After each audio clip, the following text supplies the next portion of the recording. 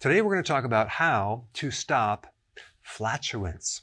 Now, the average person, according to they, farts between 5 to 15 times a day with no odor. Now, you might be sitting down there saying, I fart more than that, or I fart less than that, or I don't fart at all. But this is an average person. So it's kind of like saying the average person consumes 145 pounds of sugar per year. Well, I consume 0 sugar in a year. So some people consume a tremendous amount and some a small amount, but we're looking at the average. But an average person expels gas at a frequency between 5 to 15 a day. Now, there's been times in your life that you may have experienced this more, depending on what you eat. For example, if you're in college and you eat this thing called Hormel chili, for example, you may experience more flatulence. I know for me, I had a problem in my late 20s when I was trying to become a vegan for a few months. It didn't really work out. But if you have a problem now, I'm going to show you exactly what to do to resolve it. Now, since we're on the topic of farts, I have to bring up cow farts and burps, okay? Because if you do a search on flatulence, the first, I don't know how many pages will talk about how cows are farting and burping and releasing about 160 to 320 liters of methane per day. And that's basically causing the global warming, et cetera, et cetera. But if you actually dig into all the data and research, you're going to find some real interesting things about that counter that theory and give you some of the data that's missing and never included when they're talking about this topic.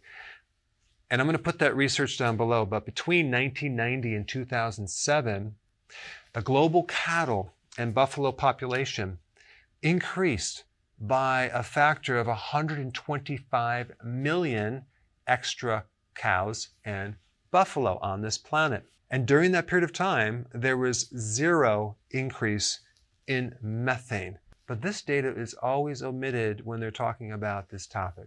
So again, when you're trying to evaluate information, you really need to have all the information to come up with the right conclusion. There are many other things that are much bigger in contributing to more methane than cows.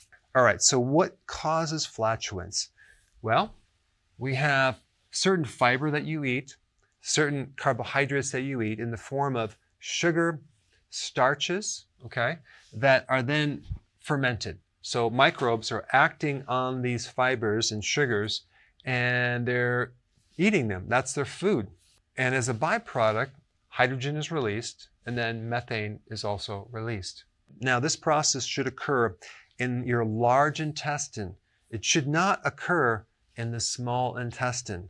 When it does, you get what's called SIBO, small intestinal bacterial overgrowth, and that can create a lot of gas and a lot of problems. And one of the causes for SIBO is a lack of stomach acid. In fact, one of the big causes of gas in general is a lack of stomach acid. As we get older, we lose the acidity in our stomach. If we take antibiotics, we start losing the stomach acid. If we take antacids, we lose the stomach acid. There's a lot of things that we're exposed to that can contribute to less stomach acid.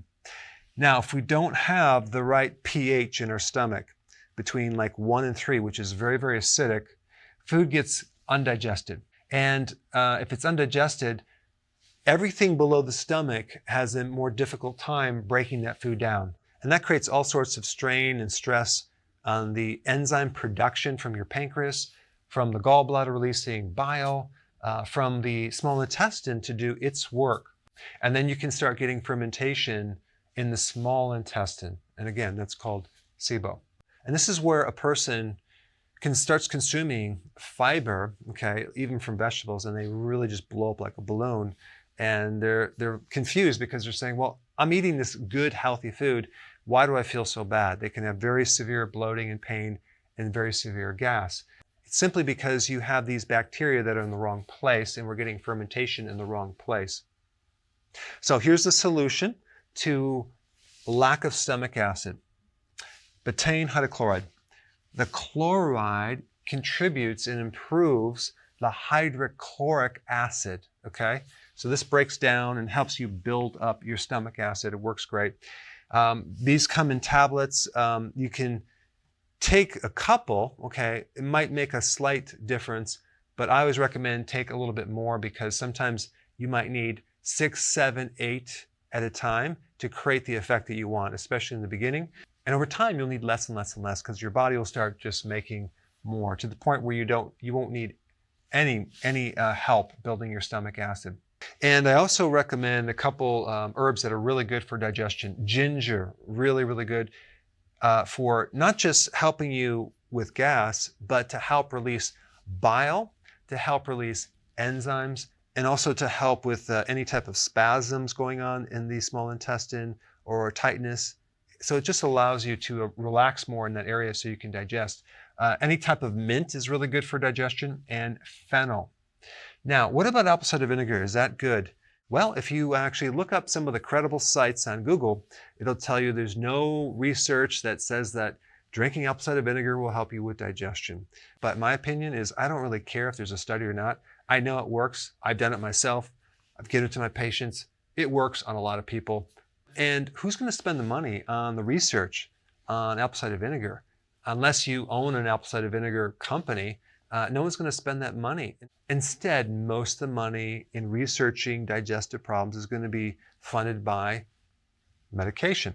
Who can afford to spend money on research on digestive problems? Pharmaceutical companies, not your average Joe that wants to do a study on apple cider vinegar. But there is some research on acetic acid and slowing your digestion down so the enzymes in your small intestine can start acting on the food and contribute to more complete digestion. And so the faster the food goes through your digestive system, the less complete the digestion is going to be. I mean, just think about if someone has diarrhea, right? Food could go right through you undigested. But if there's something that can slow down the digestion, like apple cider vinegar, and consuming enough fat at the meal, the rest of the digestive juices can act on that food and really break it down to the point where you don't get these problems with gas and extra methane and bloating and other related symptoms. So both betaine hydrochloride and apple cider vinegar are really good to reduce flatulence and hopefully get rid of it completely. All right, now let's talk about food intolerances like lactose intolerance, right? This is not a true allergy, but you're just intolerant because you don't have the enzymes to break down this milk sugar. So anything dairy can create a lot of gas. A lot of people have a problem with this. Now you can take enzymes for that or just avoid dairy. Then you have gluten. A lot of people have an allergy to gluten and some people don't, but they have an intolerance for gluten. And that can create a lot of gas, bloating, pain, arthritis, etc. So the good thing about what I recommend is if you're on healthy keto, you're not going to have to worry about it because you're not going to be consuming gluten or grains for that matter. But for any type of intolerances, you can always take more enzymes. You can also take probiotics to help fortify the microbes so they can make more enzymes. I found a lot of people that have food allergies, if they take certain probiotics, they can actually reduce their food allergies. Okay, then we have what's called gas-producing foods, like fruit is a big one, right?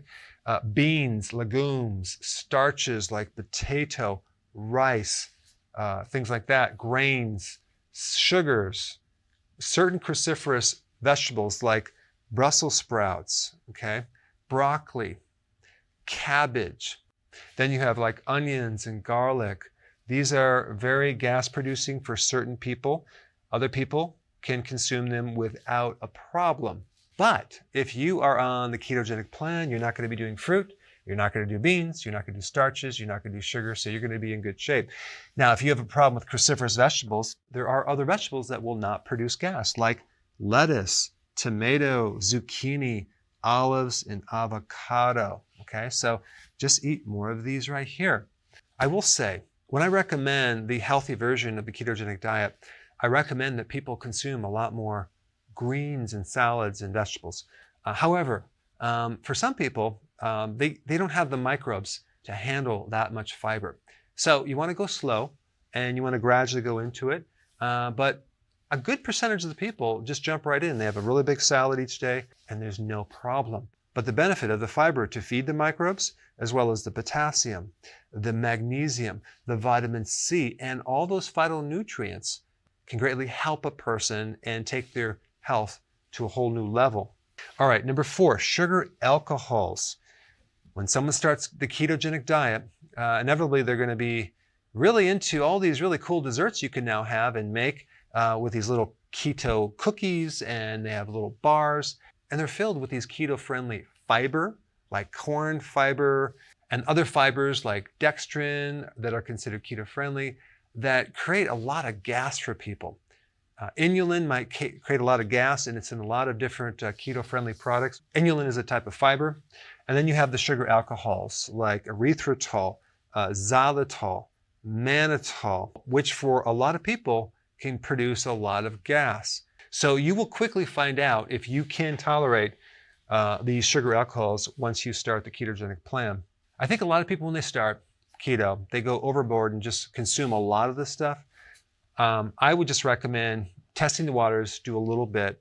I use xylitol, non-GMO, on a regular basis in my coffee. I'll just have one in my coffee each day. I'm good. It creates no problem whatsoever. But I just wanted to bring up sugar alcohols because that is definitely one source of flatulence. Number 5, chewing gum, especially if you have your mouth open, you can be swallowing a lot of air. Eating with your mouth open, okay, you can swallow a lot of air, and that could end up with some gas. So eat with your mouth closed, and if you're going to chew gum, keep your mouth closed. All right, number 6, carbonation, right? Now, there's a lot of carbonated flavored water drinks out there that can add more gas in the system and end up with flatulence. Now, before you go, there's a very interesting video on apple cider vinegar that I've gotten over 14 million views. You have to check this out if you haven't seen it before. I put it right here.